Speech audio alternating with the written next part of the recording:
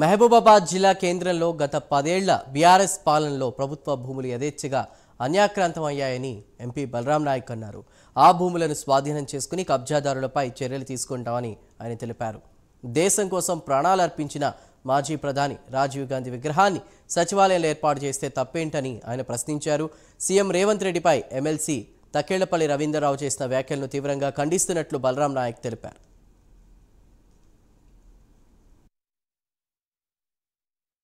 మాట్లాడినప్పుడు ఆయన కాన్సెప్ట్ ఆయన చేస్తున్న కాన్సెప్టే మాట్లాడారు కానీ ఒకరికి విమర్శించి ఏం మాట్లాడలే. ఇవాళ రవీంద్రరావు గారి గురించి విమర్శించి ఏం మాట్లాడలే.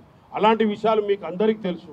అనవసరమైన ఆయనకేదో ఎమ్మెల్సీ ఎక్స్టెన్షన్ కావాలని ఇంకోటి ఏదో కావాలని మాట్లాడి ఒకళ్ళకేదో అభివృద్ధి మా దగ్గర వాళ్ళ నాయకుల దగ్గర ఆయన గుడ్ విల్ కొట్టుకోవాలంటే ఆయనకు మార్కులు పడాలంటే ఆయన కేసీఆర్ దగ్గరనే ఉండమనండి.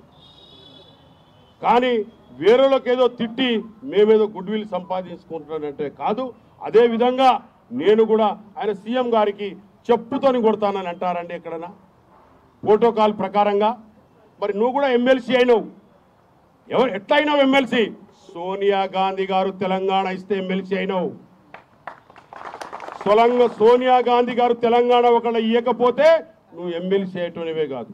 తర్వాత మా గవర్నమెంట్ వచ్చింది. మేము కూడా తెలుగు తల్లి విగ్రహానికి సెక్రటరియట్ మధ్యలో పెడతామని మేము ఊహించి రాజీవ్ గాంధీ గారిది అక్కడ పెడతామని ఊహించినాం. మరి నువ్వు ముందే పెట్టుకొని ఉంటివి, కట్టేక ముందే చేసేసి పెట్టుకొని ఏమేమి పెట్టుకోవాలో పెట్టుకొని కన్స్ట్రక్షన్ చేయనుంటివి. తప్పులన్నీ నువ్వు దగ్గర పెట్టుకొని మేమేదో కడతానంటే చెప్తే అది కట్టిన తర్వాత మా గవర్నమెంట్ వచ్చిన తర్వాత మాకు అధికారం వస్తుంది. అధికారం ప్రకారంగా మేము పెట్టడం జరిగింది. తప్పేమున్నది పెడతామని అంటే? రాజీవ్ గాంధీ గారు అనేది మీకు అందరికీ తెలుసు, మేము చెప్పేదేం లేదు. అటువంటి మహానుభావుడు విగ్రహం పెట్టడం తప్ప, రాజీవ్ గాంధీ విగ్రహం పెట్టడం తప్ప? ముందు ఏ సర్వే గవర్నమెంట్ ల్యాండ్ ఎంత ఉన్నదో మళ్ళీ రిప్లై కూడా అదే గవర్నమెంట్ ల్యాండ్ ఉండాలి.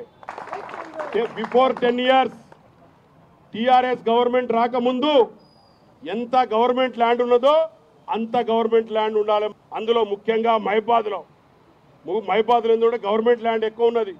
అక్కడ 170 యాక్ట్లు ఉన్నాయి. ఇవన్నీ కూడా బిఫోర్ టీఆర్ఎస్ గవర్నమెంట్ రాకముందు గవర్నమెంట్ ల్యాండ్ ఎంత ఉన్నదో తహసీల్ ఆఫీసులా, గవర్నమెంట్ ఆఫీసులా, సీసీఎల్లా అది